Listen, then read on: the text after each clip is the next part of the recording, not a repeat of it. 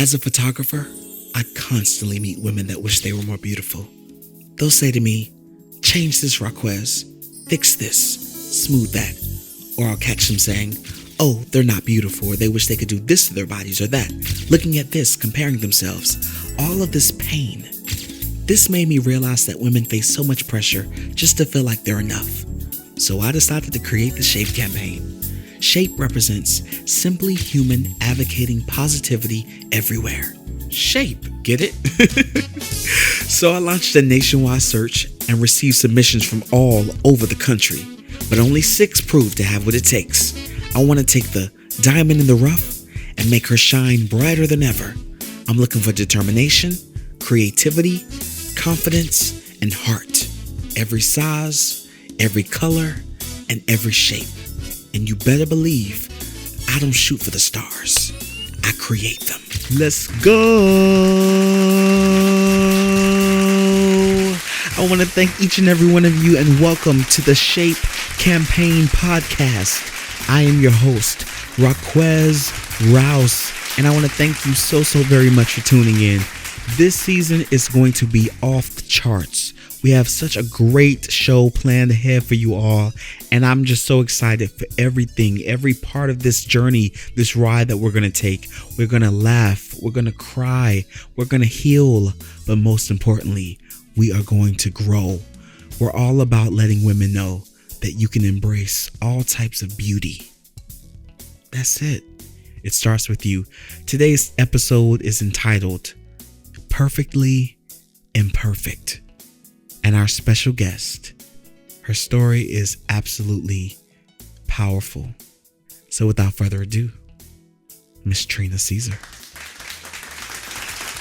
All right, so here we are. Good morning. Good morning. I am so excited. I am sitting across from a very just phenomenal human being, woman. I'm super excited. I want to thank you so much, Ms. Trina, for choosing to be a part of this campaign and just trusting me with this vision. How has this experience been for you so far? It's been phenomenal. Like I told you when I started, I felt awkward, but you guys make a person just feel comfortable, come out of their shell and have fun.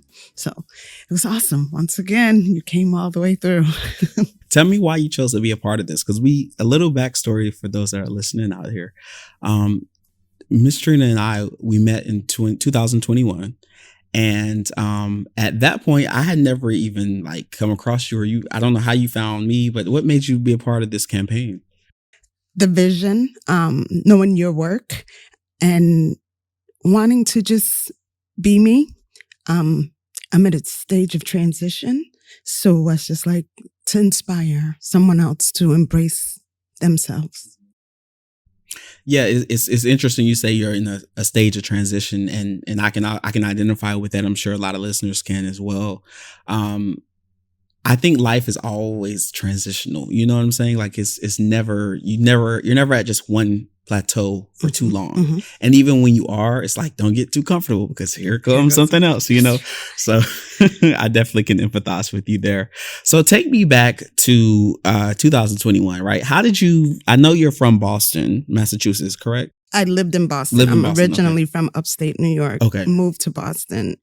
And then I was tired of the snow and the cold, and left up and left, told my family I'm going, and I went to South Carolina first and then came to North once my daughter came because she needed a little help. So, how we are, mothers are. Gotcha. Babies call, we will go. Yeah, so I did. Definitely.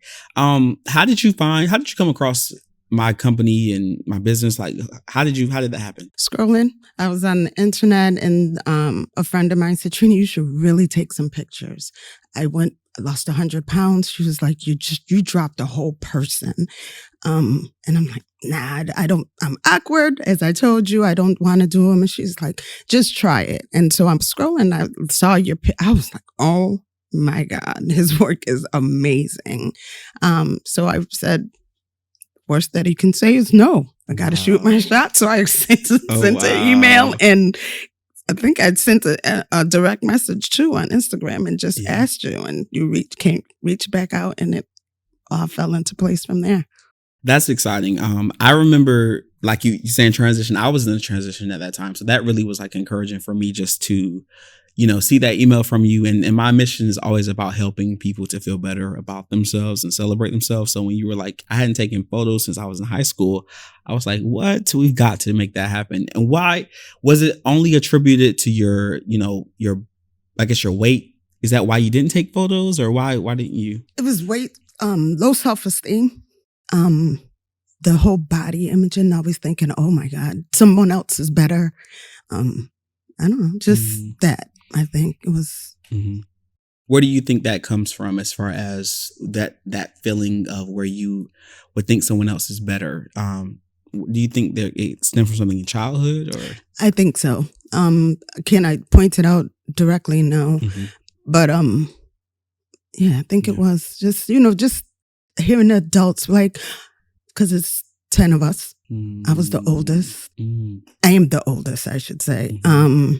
And just hearing the chatter, like, oh my goodness, okay, hi Trina, and then talking to the others, like, oh, you're so pretty, come take a picture, get over here, oh, you're pretty. I was always just meek and in the background. Got you. Now, how young is the youngest then? You're not old, so that's not like 15. I think my youngest brother. Yeah. Okay. Mm-hmm. So still adolescence phase. Wow. Mm-hmm. Okay. Would you say you're close with your parents? Or my mom passed away about 29 years ago. She was 44. My dad, we talk, hi, how you doing? Every once in a while, but not really close, not as close as we should be, or as I'd like it to be. What about your siblings? Are you close with any of them? I'm close with my 2 sisters. My mom's 3 girls, because I feel like I was responsible, the oldest again. The rest of them, they're there. We speak on occasion, check in, but not really close. The 2 that, were my mom's girls, those are my sidekicks, as we call them. My rocks, I should say. Got you. Now, I understand that you said that you had went through a procedure for weight loss. Talk about that. So like I said, it was a lot. This was, it started with, I was getting migraines, and I found out that I had a deformity from birth called Chiari malformation. And, doctors don't listen to us, right? So they kept saying, being Black women. Yes. It's a migraine. It's a migraine. My daughter's graduating from high school, excuse me.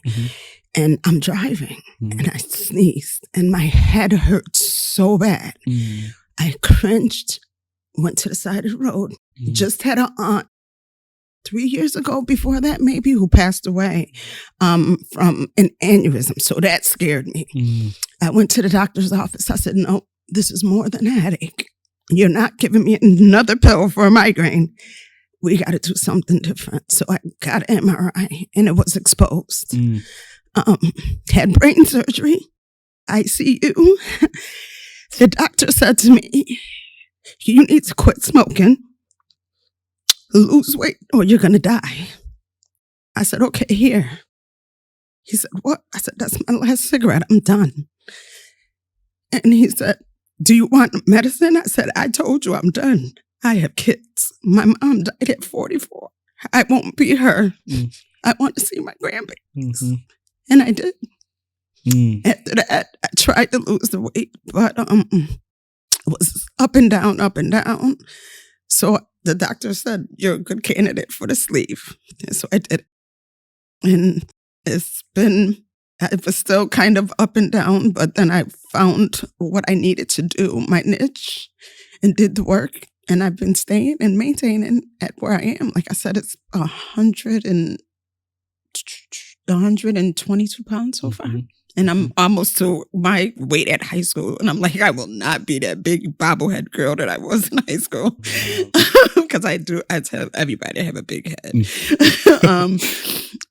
But I feel comfortable in who I am. I'm more confident. And so that's why I say I'm perfectly imperfect and a work in progress. So that's it.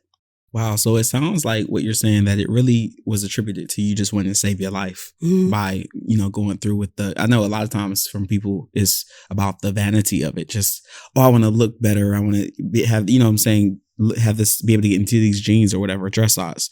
So for you, it was really saving your life. And I'm very, very impressed and I commend you for, that fight and that fervor that you have to be here for not just for your kids, but for yourself too, to show up for you. And I think a lot of times, people, but women specifically, they put themselves in the back burner because they feel like, well, I'll get to it when I can, and not realizing that there may not be a when I can. You have to take action now.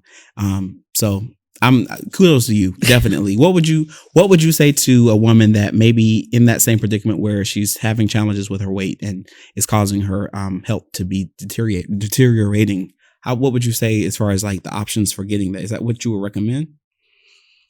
I say do what's best. Do your research and put in the work. You can do it. It's possible. I tried, because you get people who shun the surgery. And I'm one to say, don't do that. You don't know someone's struggle and why they're doing what they're doing. So I've had people ask me questions and ask for my opinion. And I say, do the research. I'm not going to tell you because there's multiple surgeries to do. Do what's best for you and what you feel more comfortable with, and give the reasons why I did the sleeve that I did, because I'm a nurse too. So I was like, I don't want something to be switched around, mess up God's creation on the inside that much, and have extra stomach just staying in limbo. And so I did the sleeve because I just said, I think that was best. I needed something to help me and encourage me to keep moving on. And to keep it going without having all of the extra stuff that comes with the more drastic type of gastric surgeries. That's good. Now, in relation to surgeries and procedures, a part of the Shape campaign is part of the reason why I started it was to kind of combat those. It's like a trend now. Oh, just go to the DR and fix it. Are you opposed to cosmetic procedures, being a nurse as well in the medical field? I'm opposed to going to another country to get it done. Okay. But no, I think that some people take it too far. I myself, after I lost all that weight, I had skin and I didn't like it. A lot of it, to where it felt like I can fold stuff. My breast came with stuff like, this is not it. But it does lead down to a path of looking and finding other things. Like I went to Atlanta. I got got the apron taken off. I didn't want anything to make me look fake. I didn't want anything like that. So he did the tummy tuck for me, where he took the apron, and then I got a lift on my breast. Nothing else. No reduction, actual lift. He took what was hanging and tucked it up and pulled it up on the muscle. And then he said, you did all of this. I'm throwing in some lipo on your back. So that was free. But then after it was all done and I saw what the work I did and taking all the damaged parts that I did away, I started to look at, I was like, oh my God, my legs. I can't stand my thighs. I can't stand my arms. I don't like this. I don't like that. And it was that black man, the doctor that I went to.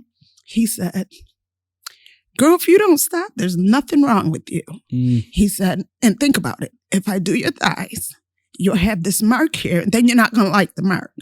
Because black women, they scar different, they do different, and it's going to lead from one thing to another, and then you're going to tattoo it all up and do all. He said, it's just stop. Embrace what you've done and go with it. And that's it. I have just walk in, and I'm like, whatever, it is what it is. And I put my bikinis on now. I would never wear one, but you can't tell me nothing. I will put a bikini on quick. I walk around when I'm on my vacation with shorts and just a bikini top because it's me. And people ask me if I had work done. Yep, I have nothing to hide. It is what it is. I didn't do it like I just I do not agree with it's costly, but I put in the work to get it done, did the research and found the right doctor. One thing I will say about you, and thank you for sharing. That's incredible.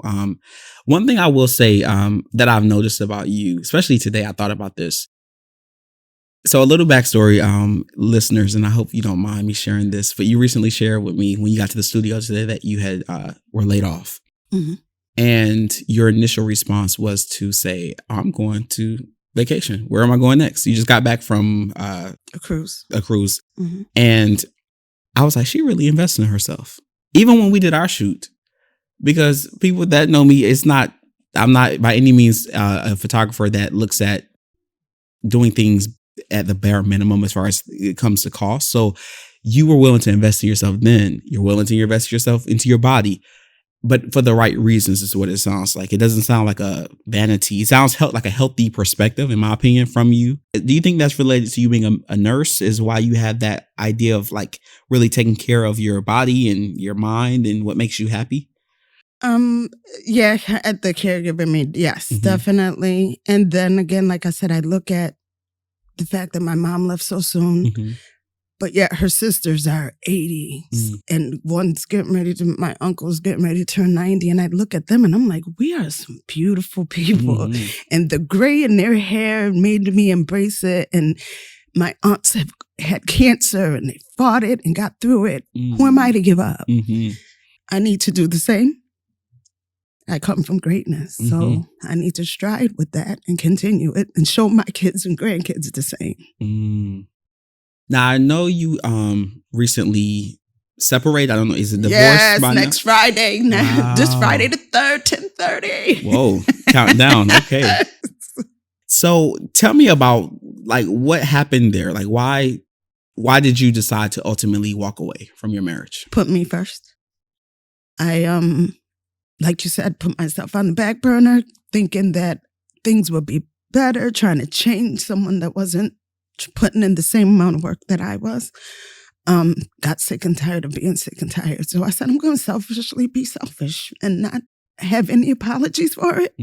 Embrace my peace. And I am so at peace. I'm ready. I've been questioned about it. It is what it is. And no, I'm not going back. He's tried, not even interested. Leave me and my peace where we're at. So yeah, Friday I can't. When I tell you this is with the transition, everything happens for a reason, and I'm good. I'm real good. And how long were you married? 22 years. 22 we years. Were married for 22 together for 24. How difficult was that decision to walk away? Because that's an investment. 22 years.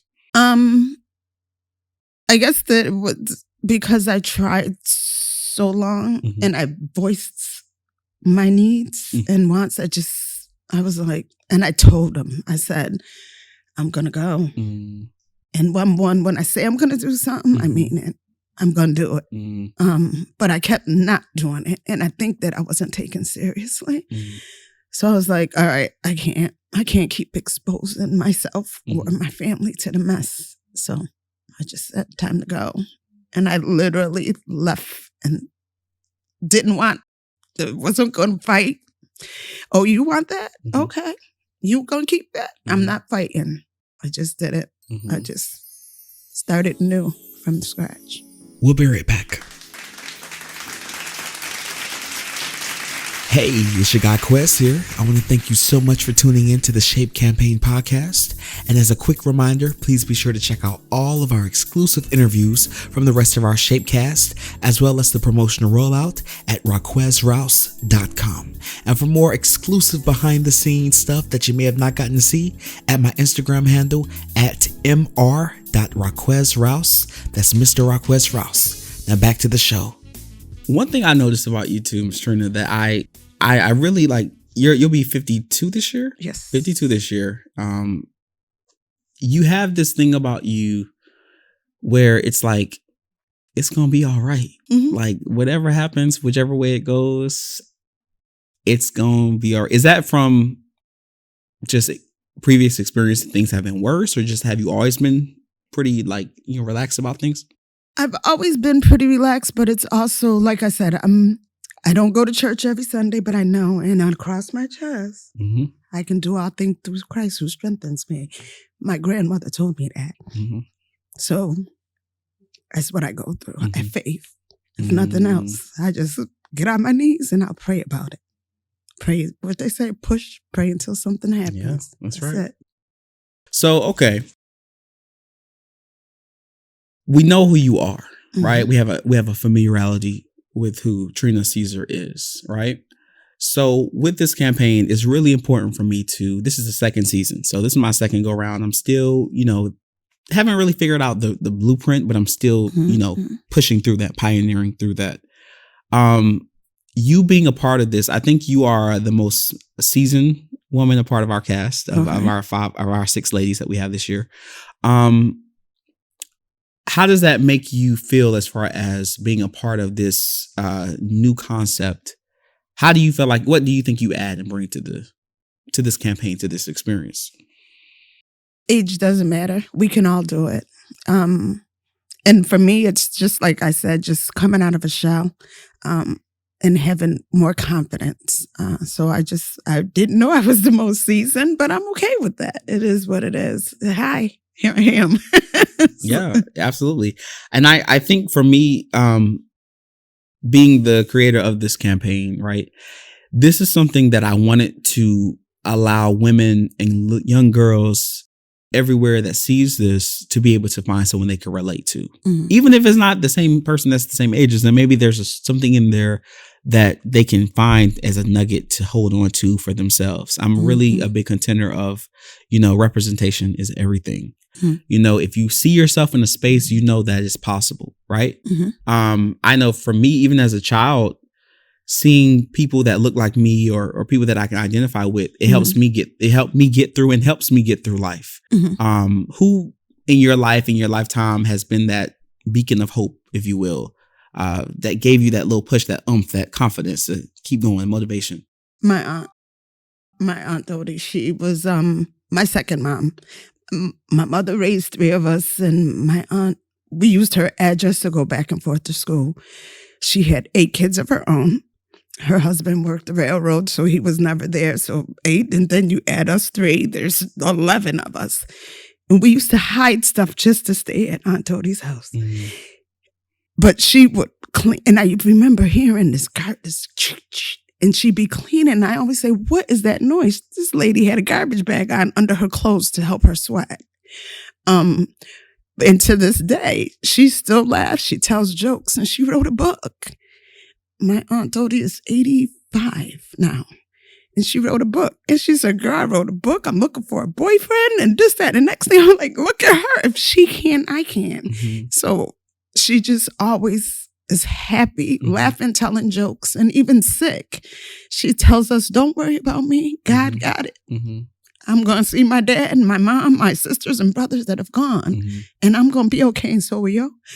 So it's her that encourages me that it's okay. I can make it through anything. Now I have to circle back to something. I and we love her. He's Aunt Dodie, is her name. Trash bag under to help her sweat. Tell well, she was, because that was her workout thing. She couldn't afford a sauna suit, so she would take a garbage bag. She had her hefty bag. She had a cotton, had tape around her legs and the waist and everything. She did this year round. Yeah. That's commitment. I'm just wondering how the summertime went for her with that. I couldn't tell you. I couldn't tell you. All I remember is just hearing the it's like, what is that noise? Wow. And she said, this is my sauna suit. And one day I saw her taking it off, carefully removing her tape. Talk about dedication, right? That's incredible. Wow. Yeah. So, okay. Right. Tell me about this process for you, because we were supposed to shoot. The initial shoot for the campaign was back in August, and I know your son had wrist surgery. Wrist surgery, yes. He broke. And so we postponed everything. But how has this experience, just the preparation? Let's talk about the experience from doing back, because we started this back in February. The shopping for the looks, all of that. Tell me about how that has felt. Like, what were you concerned? Were you worried? I wasn't at all. I had confidence in you from the last time. And basically, I was just like, it is what it is. Only thing was, what about my hair? Because I am, me and my hair.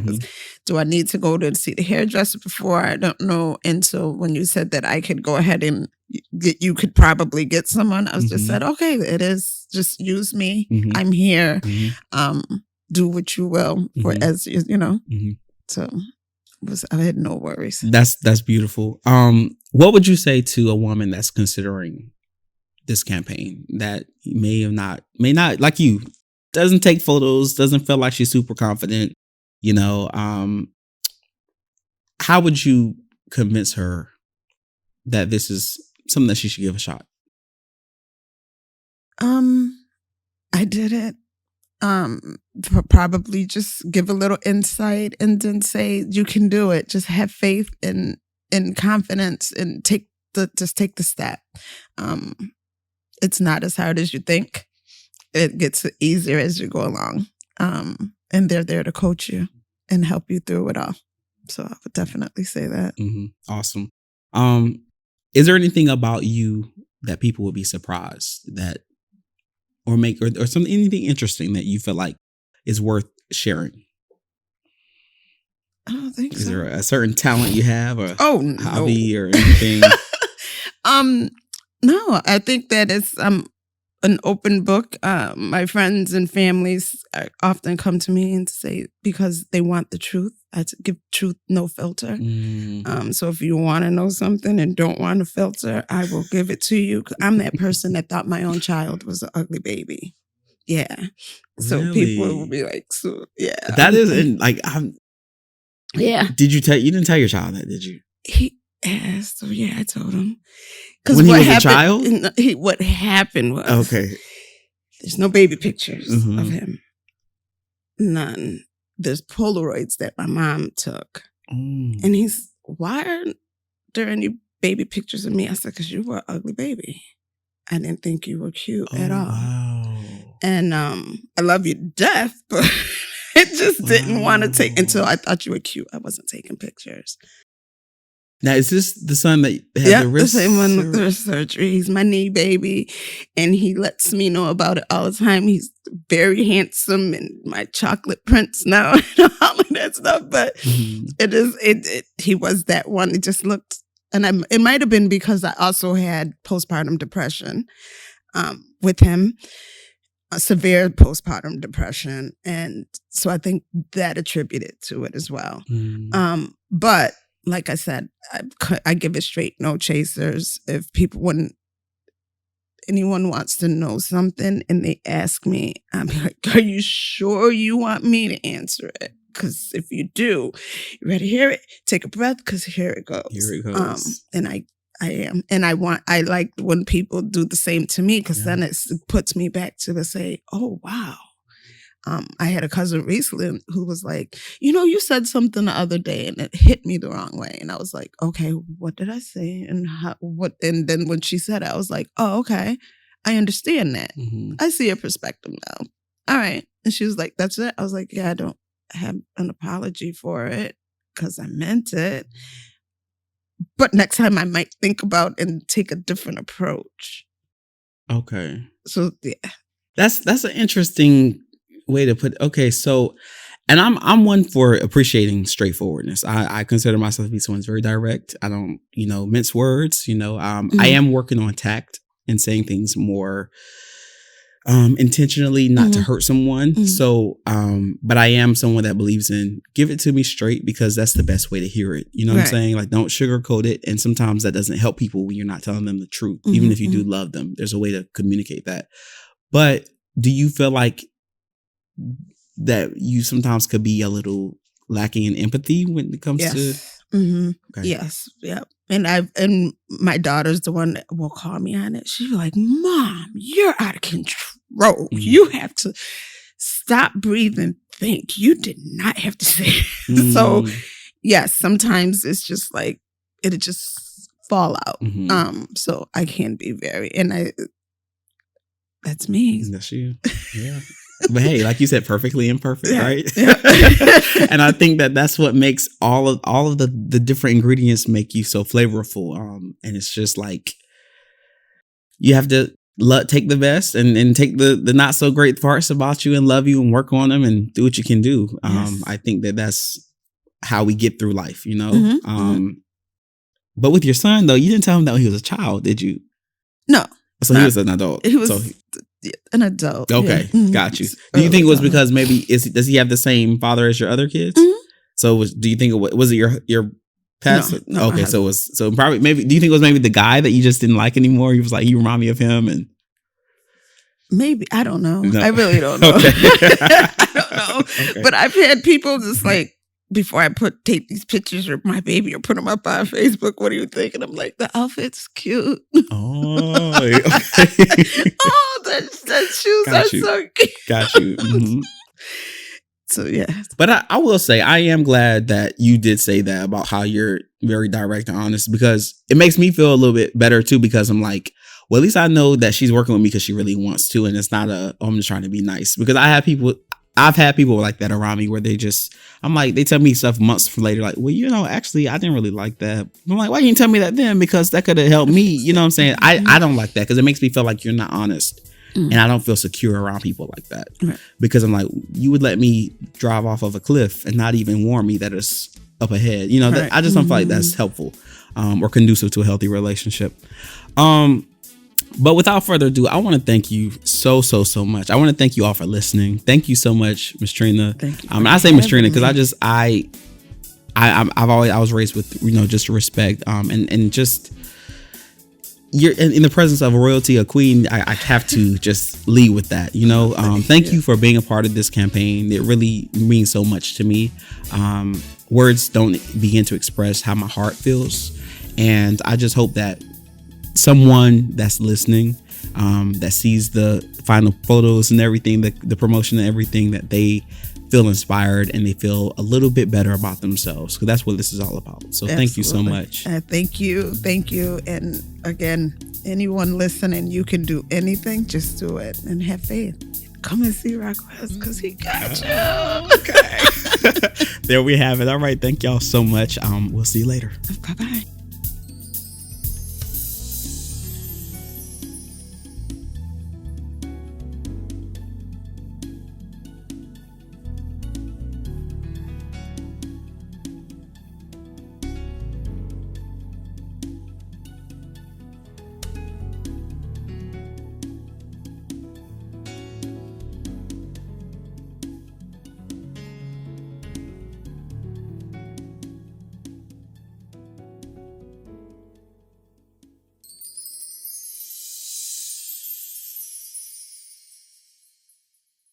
Stay tuned for our next episode.